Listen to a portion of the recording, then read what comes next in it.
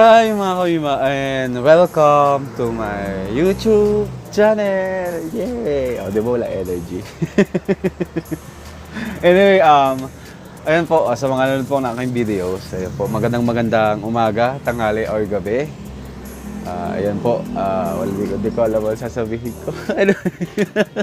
Anyway, pagpasensyahan nyo lang po yung mga kung may mga narinig kayong mga sasakyan. Kasi nasa tabi po ako ng highway. Pasensya na po kayo. And then, for today's video pala mga kamima is mag-unboxing tayo ng aking biniling sound cards. Actually, this is my third na pang third na ng sound card ko kasi yung una kong sound card, gusto makita yung sound card ko. Makita, ito yung sound card ko dati, oh. Wala pong laitan na. Yan, kung may gusto kayong lait, kung gusto nyo mang lait sa sound card ko, pwede naman. Ito pa yung sound card ko dati. Ayan pa yung ginagamit kong sound card. V8S. Ayan, na sobrang tagal na. Alos taon na rin yung tinagal sa akin ito. O, marami na itong pinagdaanan. Tapos yung pangalawa ko, ayan, sa sawayang palad, parang lumang stock na yung binigay sa akin. 2 months pa lang siya nagagamit ha, yung K1 sound card. Is, na siya agad, nasira na. Tapos, pinatingin ko siya sa pinatingin ko siya sa technician. Ayos naman yung battery. Ang may problema daw is yung parang board na niya ng sound card. Tapos, inire-reach ko yung kwento ko lang din pala. Nire-reach ko yung seller sa binilang ko sa Shopee. Kung gusto niyo malaman ko anong shop yun, ayan, ilagay ko na lang sa description box yung kung anong shop yung binilhan ko nung may problemang sound card na binigay nila sa akin. 2 months ko pa lang siya nagagamit. Hindi sila nakikipag-cooperate. So, okay lang naman. Okay lang naman yung kung di sila makapag-cooperate. Ang sa akin lang naman kasi sayang. 2K din kasi 2K din yung sound kaya nangihinayang din ako. Gusto niyo makita. Ito, ang ganda ng niya. Ang ganda ng itsura niya sa labas. Ayan. Diba? Ang ganda. Ang ganda-ganda niya sa labas. Pero, yung loob, sira na. 2 months ko pa lang siya nagagamit. Sira na agad. Ayun. Kaya bumili ako ng panibago. Kailangan ko kasi nito Alam mo na, panaga-live stream.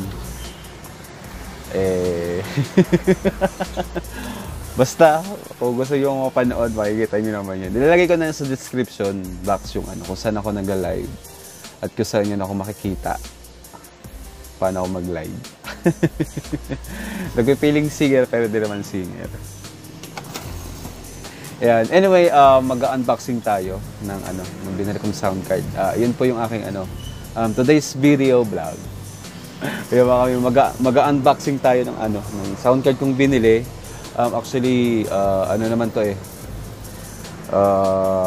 maganda naman yung review. So, napanood ko na rin siya sa YouTube. Okay naman. Ayan to. Kung okay siya, nyo na lang din. Lalagay ko na lang uli sa description box yung kung saan ako bumili ito sa Shopee. Puro sa Shopee lang naman ako bumibili Kasi hindi man ako pwedeng pumunta ng mall kasi nga may COVID pa din. Ayan. Ito po siya. Ito po yung ating sound card. Pasensya nyo na talaga. Natatawa talaga ako dun sa sound card ko na nasira-sira. Actually, maayos pa naman yun kaso minsan kasi nagtotopak. Mahirap lang siyang i-open. Pero so far, okay naman. Nagagamit pa naman. Pero siyempre, kailangan pa rin palitan kasi sobrang luma na din. Sobrang tagal na din. Kaya kailangan ng palitan. Di ba? Ang dami kong dada.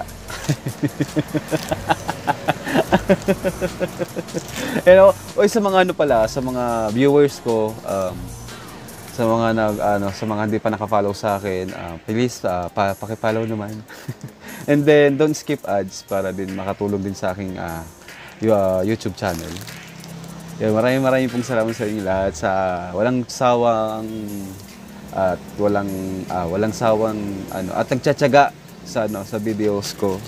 Maraming salamat sa inyong lahat. And thank you. Sobrang thank you talaga. Ulit nga. Anyway, tingnan na natin kung anong laman. Hindi ko na mapapakita ko yung address ko. Ayan. Yun na lang natin.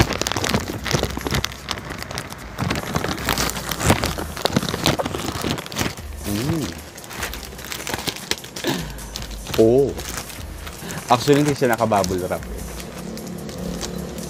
Hindi siya naka-bubble wrap. Sabi ko, hindi. Parang gadgets tapos di naka-bubble wrap. Good luck talaga. Kung gagana talaga to.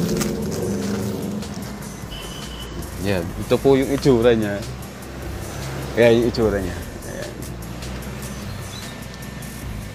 Kaya yung itsura niya. Multifunction boss sound type. Ayan. Try natin i-scan yung Try kong i-scan yung QR code.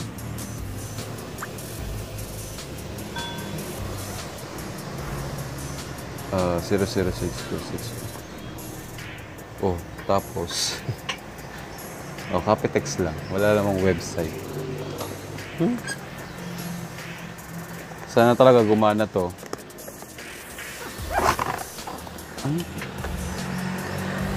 Yan yung laman. Ang hirap pag isa lang. Ayan. Ayan. Ay. Soundcard lang talaga siya. Wala siyang mga wire na kasama. Ito yung item, Ayan. May natin pakita. Soundcard lang talaga siya. Wala siyang mga wire. Ito pala. Sorry. Ito yung manual. Hindi naman. Usual, di naman binabasa yung manual. Ayan. Tapos ito yung mga wire. Wala na kasama. Wala na. Tapos ito yung mga wire. Diba? Wala na namang uling cut to. Dire-diretso lang. As usual, ay yung kanilang jack. Type-C na rin pala siya, Type-C na rin yung charger niya. Tapos Type-C na din. Oh my God. I'm so excited na gamitin to.